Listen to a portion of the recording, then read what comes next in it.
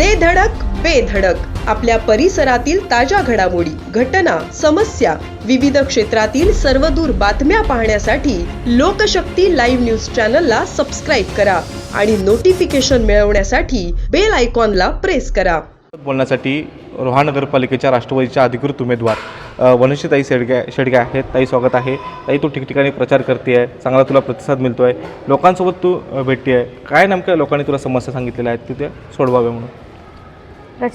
प्रचारादरम्यान जेव्हा मी जनतेशी संवाद साधला तेव्हा मला त्यांच्या ज्या मूलभूत गरजा असतील, मग तो पाण्याचा भेडसावणारा प्रश्न असो, अंतर्गत रस्ते असो किंवा गटारांचा प्रश्न असो, ह्या समस्या मी त्यांच्या जाणून घेतलेल्या आहेत. ह्याच्या व्यतिरिक्त स्वच्छतेचा जो गहन प्रश्न आपल्यासमोर आहे तो देखील कशा परीने लोकांच्यात अवेअरनेस निर्माण करून आणि नगरपालिका देखील ह्यावर उपाययोजना करेलच, तर ह्याच्यामार्फत आपण तो कसा सोडवू शकू ह्याचे देखील प्रयत्न मी करणार आहे.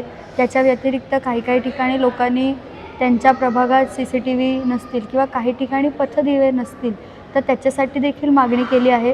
तर ह्या सगळ्या मागण्या मी त्यांच्या नक्कीच लक्षात ठेवून आहे आणि त्या लवकरात लवकर सोडवण्याचा प्रयत्न मी नक्कीच करेन. रोहा अष्टमी नगरपालिकेसाठी नेमकं आपलं विजन काय असणार आहे आणि कोणता विकासाचे मुद्दे तू हाती घेणार आहेस? सर्वप्रथम तर मी हेच सांगू इच्छिते की गेली 25 वर्ष राष्ट्रवादी काँग्रेस पक्षाची सत्ता ह्या रोहा नगरपालिकेत आहे आणि साहेबांच्या मार्गदर्शनातून आणि आदितीताई असतील, अनिकेत भाई असतील यांच्या सहकार्यातून आणि साथीमुळे रोह्यात अनेक विकास कामं झाली आहेतच. त्याचा उल्लेख करायला गेलं तर आजचा वेळ मला पुरणार नाही, पण मी थोडक्यात सांगू इच्छिते की क वर्ग नगरपालिका असून रोहा नगरपालिकेला स्वतंत्र अशी ब्लड बँक आहे. त्याच्यानंतर गॅलेक्सी मल्टीस्पेशालिटी हॉस्पिटल आता इथे नुकतेच चालू झाले आहे. दुसरे हॉस्पिटल अडाणींच्या मार्फत आपण चालू करतच आहोत. नदी संवर्धन प्रकल्प असेल, शिवसृष्टी असेल, शिवाजी महाराजांचा महाराष्ट्रातील सर्वात मोठा पूर्णाकृती पुतळा हा रोहा नगरीत आहे, याचा देखील अभिमान मला आहे. हनुमान मंदिर सुशोभीकरण असेल, हनुमान टेकडी सुशोभीकरण असेल, ह्याच्या व्यतिरिक्त सांस्कृतिकदृष्ट्या तुम्ही बघून गेलात तर आत्ताच आपण डॉक्टर C.D. देशमुख शहर सभागृह, ज्याला आपण आधी टाऊन हॉल असं म्हणायचो, त्याचं देखील लोकार्पण नुकतंच पार पडलं. त्यामुळे आणि क्रीडा क्षेत्रात म्हणायला गेलात तर अनिकेत भाईंच्या संकल्पनेतून आपण इथे एक स्टेडियम देखील उभारत आहोत आणि महिलांबाबतचे प्रश्न महिलांबाबतच्या प्रश्नांबद्दल बोलायला गेलं तर आदितीताई यांच्या नेतृत्वाखाली आणि त्यांच्या संकल्पनेतून इथे नवतेजस्विनी गारमेंट युनिट आपण चालू केलेलं आहे. तर त्याच्यात महिलांना आपण प्रशिक्षण देणारच आहोत, पण ह्याच्या व्यतिरिक्त त्यांना इंडस्ट्रीशी, कंपनीशी कोलॅबरेशन करून त्यांना रोजगार देखील आपण प्राप्त करून देणार आहोत. शिक्षणाचा मुद्दा बघायला गेला तर आपण इथे सायन्स लॅब वगैरे नगरपालिकेत उघडलेच आहेत, पण कालच एका सभेत मी उल्लेख केला असता आदितीताईंनी हमी दिली आहे की निकम हायस्कूलमध्ये जसे आर्टिफिशियल इंटेलिजन्स लॅब त्यांनी उघडल्यात, त्याच पार्श्वभूमीवर इथे देखील तशा लॅब उघडल्या जातील आणि CIIIT जो टाटा टेक्नॉलॉजीजच्या पार्टनरशिपमध्ये जे बनतं आहे centre for invention, innovation and incubation, तिथे इंडस्ट्री 4.0च्या निगडीत जे कौशल्य असतील ते शिकवले जाणार आहेत इथल्या विद्यार्थ्यांना. तर ते देखील विद्यार्थी त्यात जास्तीत जास्त सहभाग कसे दर्शवतील ह्याची जबाबदारी मी घेते. तर हे विकास कामांचे मुद्दे घेऊन आम्ही लोकांसमोर जात आहोत, केलेली कामं घेऊन आम्ही लोकांसमोर जात आहोत. पण मला असं वाटतं आहे की development is an ever changing process. वाढती लोकसंख्या असेल, वाढती शहरीकरण असेल, त्यानुसार काळानुसार शहराच्या गरजा देखील बदलतात. तर त्या आधुनिकरित्या लोकांपर्यंत अजून सुधारितपणे कशा पोचवू शकतो आपण. मूलभूत गरजा ज्या असतील, रस्त्यांचा प्रश्न असेल, पाणी असेल, गटर असेल, हे आपण अजून चांगल्या रीतीने उत्तमरित्या लोकांपर्यंत कसे पोचवू ह्याच्यावर देखील मी काम करू इच्छिते.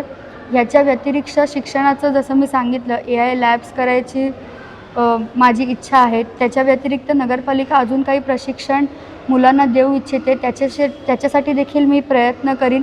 स्वच्छतेचा मुद्दा असो, क्रीडामार्फत असो किंवा व्यायामशाळा असो, त्यामार्फत लोकांना सुदृढ करण्याचा संकल्प मी घेऊ इच्छिते.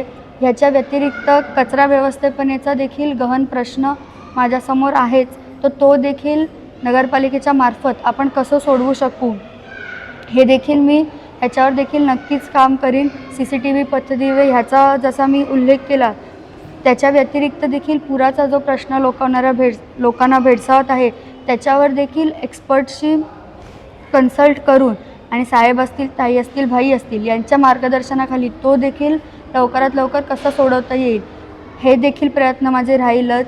आणि माझी माय कुंडलिका नदी असेल, हनुमान टेकडी असेल आणि रोह्याला जे निसर्ग सौंदर्य लाभलं आहे ह्याची काळजी घेऊन ही सगळं विकास कामं मी करू इच्छिते. त्यामुळे मला सुलभ, सुशिक्षित, सुसज्ज, सुव्यवस्थित, सुदृढ आणि सस्टेनेबल रोहा घडवायचा आहे आणि त्यासाठी मला तुम्हा सर्व रोहेकरांची साथ पाहिजे. निवडून आल्यानंतर पहिला कोणता विकास कामं तुम्ही पहिला विकास काम कोणता हाती घेणार? मला असं वाटतं आहे नागरी प्रश्न सोडवणे हेच नगरपालिकेचं मेन कार्य असतं.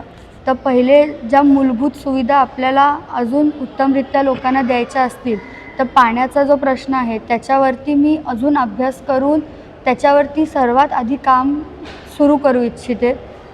आपल्याला कशा रीतीने करता येईल साहेबांच्या मार्गदर्शनाखाली आपण लवकरात लवकर कसं तो सोडवू इच्छितो ते मी बघीन. आणि स्वच्छतेचा प्रश्न असो, कचरा व्यवस्थापनाचा प्रश्न असो ह्याच्यावर देखील मी लक्ष केंद्रित करेन. तुम्ही उच्च शिक्षित आहात आणि शिक्षणाचा फायदा ह्या रोहा अष्टमी नगर परिषदेसाठी कसा होणार आहे? तुम्ही कसा रोहा नगरपालिकेचा चेहरा बदलणार आहात? मला असं वाटतं शिक्षण हा प्रत्येकाचा अधिकार आहे आणि शिक्षणाचा फायदा हा प्रत्येक व्यक्तीला कोणत्या मार्गाने होतच असतो. शिक्षणाचा फायदा असा असतो की तुमची विचार करण्याची क्षमता असते, ताकद असते, ती शिक्षणामुळे वाढते. तुमची अभ्यासवृत्ती तयार झालेली असते. त्यामुळे गाव, शहर, जिल्हा पातळीवर तसंच देश-विदेश पातळीवर जे काही नवीन चालू आहे ते तुम्ही तुमच्या मतदारसंघात, तुमच्या कार्यक्षेत्रात कसं त्याचं अनुकरण करू इच्छिता याच्यावर सतत तुम्ही अभ्यास करू इच्छिता करत असता आणि तुमचे विचार त्यामार्फत चालू असतात. ह्याच्या व्यतिरिक्त जर तुम्ही मला माझं डिग्री स्पेसिफिक विचारलं तर मी एक सिव्हिल इंजिनियर आहे. त्यामुळे माझ्या गावाचं इन्फ्रास्ट्रक्चर कसं चांगल्या रीतीने करता येईल याच्यावर विचार आणि ह्याची जबाबदारी मी नक्कीच घेऊ इच्छिते. ह्यासाठी मी नक्कीच सर्वतोपरी प्रयत्न करीन. तसेच मी पब्लिक ॲडमिनिस्ट्रेशनमध्ये BA केलं आहे. तर मला असं वाटतं की ह्या डिग्रीचा फायदा असाच आहे की नगरपालिकेचे जे अधिनियम असतात किंवा शासनाकडून वेगवेगळे GR येतात, नियमावली येतात त्याचं अनुकरण मी माझे अधिकारी वर्ग असतील, माझे सहकारी नगरसेवक असतील, तसेच साहेब, भाई आणि ताई यांच्या मार्गदर्शनाखाली त्याचं अनुकरण मी कसं लवकरात लवकर आणि सोप्या रीतीने करू शकेन तर त्या अभ्यासाचा फायदा मी तिथे नक्कीच करून घेईन. एवढंच मी सांगू इच्छिते. विरोधक सातत्याने टीका करतायत. विरोधकांचं काय आव्हान वाटतं तुम्हाला समोरच्या उमेदवाराचं काय? मी त्यांच्यावर टीका टिप्पणी करायला इथे आली नाही आहे. मी आधीही सांगितले की त्या माझ्यापेक्षा वयाने मोठ्या आहेत. मी त्यांचा आदर करते आणि माझं जे काही उत्तर असेल ते मी माझ्या कामाच्या मार्गातून दाखवून देईन. अशाच सच्चाई दर्शवणाऱ्या बातम्या पाहण्यासाठी लोकशक्ती लाईव्ह न्यूज चॅनलला लाईक करा, शेअर करा आणि सबस्क्राईब करा.